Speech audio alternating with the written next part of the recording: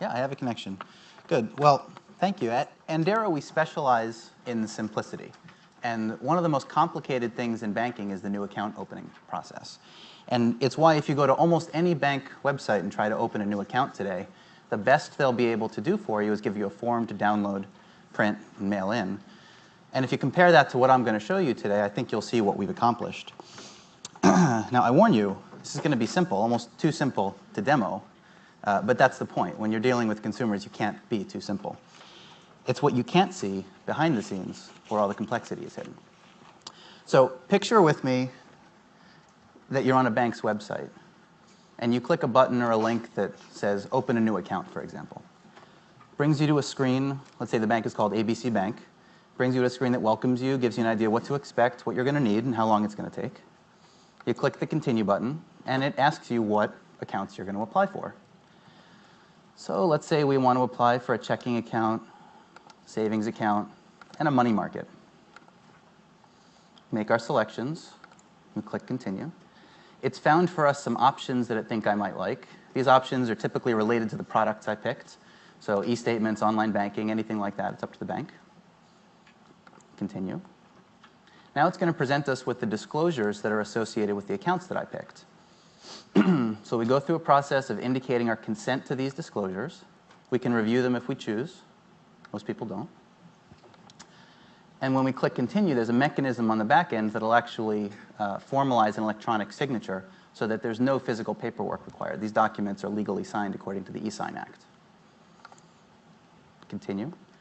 Now we're on the account application itself. This would look very similar to what you would get on paper if you walked into a bank, just an electronic version of that.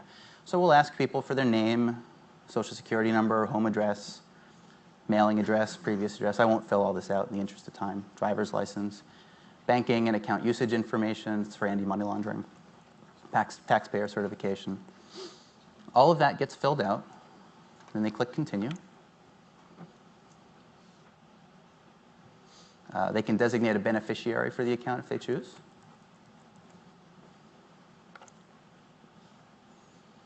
Now the final look. This is equivalent to your shopping cart checkout page at Amazon, for example, where you can review your selections, look at them for accuracy, make any changes if you see any required. Assume none are needed. Now we go from the account sign-up process to the verification process. So we've indicated who we are and what we're looking for. Now it's time to verify that you are who you say you are. So we have to indicate our authorization to go out and share this data with some third parties who help us with that. And the first step, when we click Continue, is to compare all the information the person gave with a variety of different data sources, public records, credit data, more things than you can imagine. Looking for consistency, for example, to make sure that your social security number wasn't issued prior to the date you said you were born, that your home address is not something suspicious like an empty lot or like a jail cell, for example. So it goes through a series of checks like that. And if it concludes that the information looks consistent, then we turn it around on the applicant. And you may have seen this in other contexts, but because we have access to so much data, we'll generate a series of multiple choice questions and require that they answer them correctly. So for example, which of the following properties have you ever previously or currently owned? You know, when you purchased this house, who was the seller, for example. You're seeing public records data here. We can also use credit data or some combination. Every bank has different preferences. Now, when this Continue button is clicked, it's first going to make sure that the questions are answered correctly. And if they are, then we consider we know who the person is. But just because we know who they are doesn't mean we actually want to have them as a customer. So now come a whole other battery of third-party checks. Every bank will use a different provider. One major provider is called Check Systems, some of you may know of. Some banks check against the credit bureaus to decision their accounts. Doesn't matter. We'll integrate with all of them. We'll do all the third-party checks, bring them all into one aggregate rules model that's configurable by the bank. And then that rules model will come up with a simple yes or no. If it's a yes, we have an opportunity to try to cross-sell them on some additional products. So because we know how good a credit score they have, for example, we might offer them a credit card. Now the last step is to fund the new accounts. So remember we opened checking, savings, and money market. We want to make sure we get the initial funding transaction for that. We support a credit card or a debit card charge. We also support an electronic bank transfer, an ACH transaction. I'm not going to show you the credit card or debit card, but I'll show you how we do an ACH transaction.